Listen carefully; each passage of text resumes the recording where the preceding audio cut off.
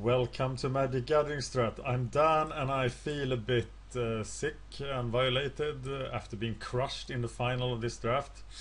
I did compare it to draft number 8 and I see that the blue-white deck I had then, which had much less removal and no switcheroo synergies, it was still a lot better. It was a much better deck.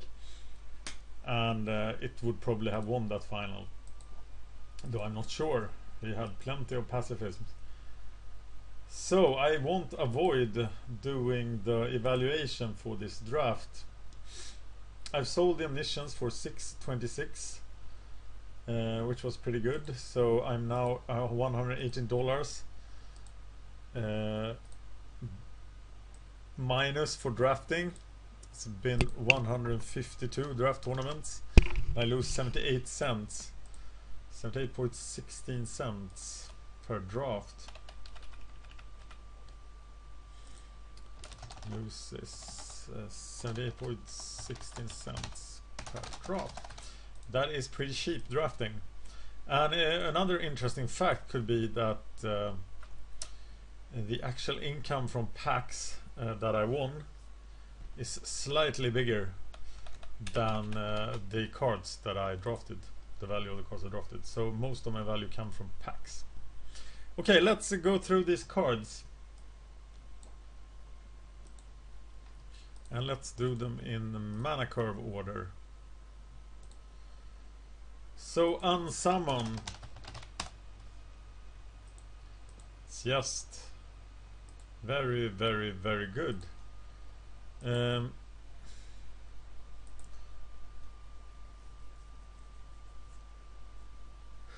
Okay, I don't know who I quoted above there, but it's all about tempo. And this is a 4-6 pick, maybe even higher. And I think I picked it higher here. I took it over a Windrake, and that was probably not smart. I would have needed that Windrake, even if it would have put me at 5 instant sorcerers. So I do regret that, and I think 4-6 pick is pretty accurate. The Kraken Hatchling is the next card. Yeah, 7th to 9th pick. Some blue decks need it. I think I needed it today. Essence Gather. LSV says 3.0 and he always plays 2 of these. Limited Resource says it's purely reactive and it's a C-. And Jonathan NG says that it's beautiful, but I don't want to sit there and hold up counter mana. And I will get too impatient. I will counter the first thing. It was nice at some of the time, but I'm not gonna pick this. I'm gonna pick cards that allow me to tap out and use my mana every turn, because the guy who uses the most mana in the game is more likely to win. So I don't like it at all. So I'm picking it as 6th to 8th pick. I realize its potential. It might be blue's only way to deal with certain bombs and stuff. Pacifism is the 2nd to 4th pick. I think that's fairly clarified in earlier videos. I won't talk more about that and why pacifism is not as good in this set as it has been at times before. Augur of Bolas. The double switcheroo made him good, but 8 or more targets, yes. That's probably right. Beware of the 4-6 target deck.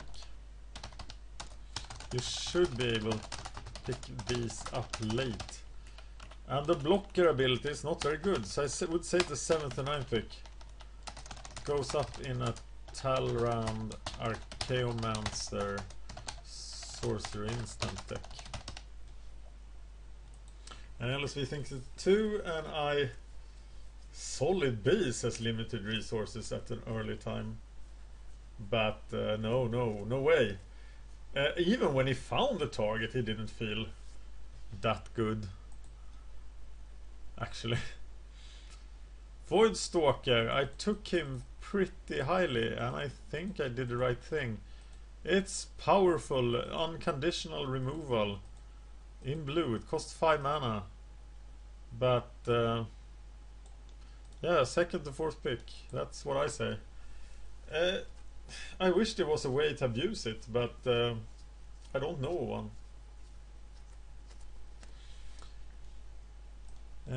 Sands of Delirium, you've seen me win the whole draft with Sands of Delirium. Yesterday I would have won this draft too if he didn't had Naturalize, but he had to have the Naturalize at that time. Otherwise I would have won that match. So I think I've proven once again that Sands of Delirium is an insane bomb in this format. Oblivion Ring is a worse card than Sands of Delirium, but it is a pretty sweet card. And it's a first to third pick. It's so much better than Pacifist. They can't bounce it with Roaring Primadox. It's much harder to get rid of. But All-Star, and the thing that made me think that I could have won with this deck, was the double Arctic Haven.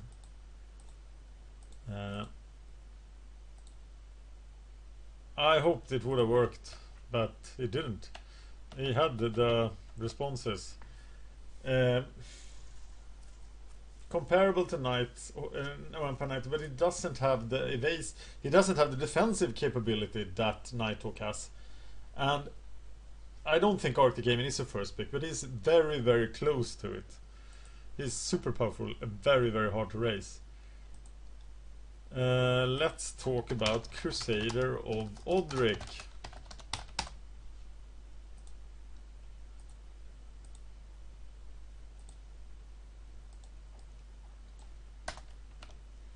.0, B-, excellent blocker. Yes, he were, and he's at least as good as a Centaur Courser. And maybe that's what he is. Maybe it's a 35th pick.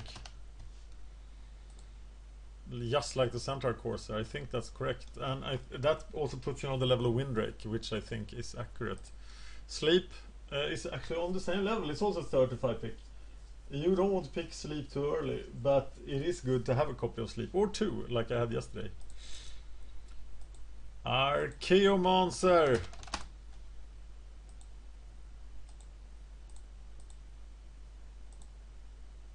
Yeah, Roaring. There is Archaeomancer in the blue-black deck. He has to have the right deck, and in the right deck he has to have the right deck. In the right deck he should be picked even higher, but I don't think I will note him as higher than a 6th to 8th pick, because people tend to overrate him. His body does very little. So what you're really doing is adding 4 mana for casting a spell once more, and yeah, that's a lot actually. Talrand is the 2nd to 4th pick. We talked about that. Switcheroo. You saw Switcheroo working a lot of the time for me, but sometimes it doesn't. Sometimes there is just you have one creature, and I was pretty light on creatures, but I did succeed with the Ogre of Skull things, and I still think it's the 2nd to 4th pick in blue. It is a powerful card, but it's definitely not mind control. Battleflight Eagle. It's a 6th to 8th pick, maybe lower. Yes, I agree with myself here. It's not a very good card.